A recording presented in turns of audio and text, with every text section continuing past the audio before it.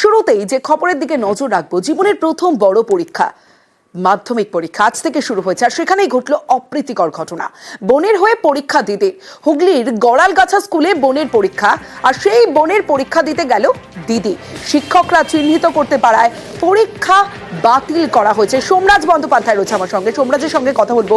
সোমরাজ, এত কড়াকড়ি, জীবনের প্রথম বড় পরীক্ষা, তারপরেও এত বড় সাহস হলো কি করে যে বোনের হয়ে পরীক্ষা দিতে গেল দিদি? দেখো, প্রথমত তোমাকে জানিয়ে রাখি যে মাধ্যমিক পরীক্ষায় এবার নিরাপত্তার কি পদক্ষেপ নেওয়া হয়েছিল।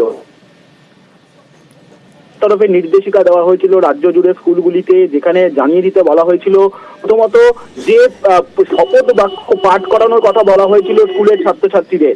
তার কারণ মোবাইল ফোন বা অন্য কোনো অসৎ উপায় অবলম্বন করলে সেই পরীক্ষার্থীর যে পরীক্ষা বাতিল করে দেওয়া হবে সেই বিষয় সম্পর্কে স্পষ্ট বলে দেওয়া হয়েছিল পরীক্ষার্থীদের। দ্বিতীয়ত, মাধ্যমিক পরীক্ষার্থী যখন পরীক্ষা কেন্দ্রে ঢুকবেন তখন তাদেরকে চেকিং করার কথা বলা হয়েছিল এবং করবেন তেমনটাই জানানো হয়েছিল।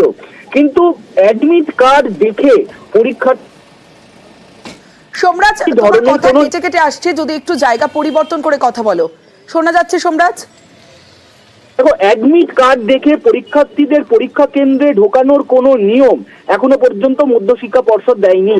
আর সেই কারণেই কিন্তু মূলত একজনের নিয়ে অন্য পরীক্ষার্থী ভেতরে ঢুকে গেল। অন্তত এই ঘটনা এবার মধ্যশিক্ষা পর্ষদ দেখলো, যেখানে হুগলির এই গড়ালগাছা স্কুলে, যেখানে দিদি বোনের হয়ে তিনি পরীক্ষা দিতে ঢুকে গেলেন। যদিও সংশ্লিষ্ট স্কুলের শিক্ষক শিক্ষিকাদের সন্দেহ হওয়ায় তারা যখন অ্যাডমিট কার্ড মেলানোর প্রক্রিয়া শুরু করেন সেই সময় ধরা পড়ে। কিন্তু এখানে অনেকেই যেটা দাবি করছেন যে অ্যাডমিট কার্ড দেখিয়ে কেন পরীক্ষার্থীরা পরীক্ষা কেন্দ্রের ভেতরে ঢুকবেন না। যদি সেই সময় পরীক্ষা কেন্দ্রে পরীক্ষার্থীরা ঢোকেনি অ্যাডমিট কার্ড দেখিয়ে, তাহলে কিন্তু সেই সময় পরীক্ষার্থীদের চিহ্নিত করা সম্ভব। তাহলে একজন পরীক্ষার্থী কোনোভাবেই পরীক্ষা কেন্দ্রের ভেতরে ঢুকে পরীক্ষা দিতে শুরু করতে পারতেন না, যেটা এই ঘটনার ক্ষেত্রে হয়েছে। অবশ্যই এই ঘটনাটাই। সোমরাজ, সঙ্গে থাকো।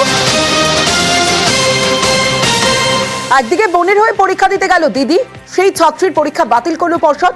এখানেই শেষ নয়, আরো দুই পরীক্ষার্থীর বাতিল করা হয়েছে পরীক্ষা। আলিপুরদুয়ারে মোবাইল নিয়ে পরীক্ষা কেন্দ্রে, আর বালিতে স্মার্ট ওয়াচ নিয়ে মাধ্যমিক পরীক্ষার্থী, দুজনেরই পরীক্ষা বাতিল করা হয়েছে।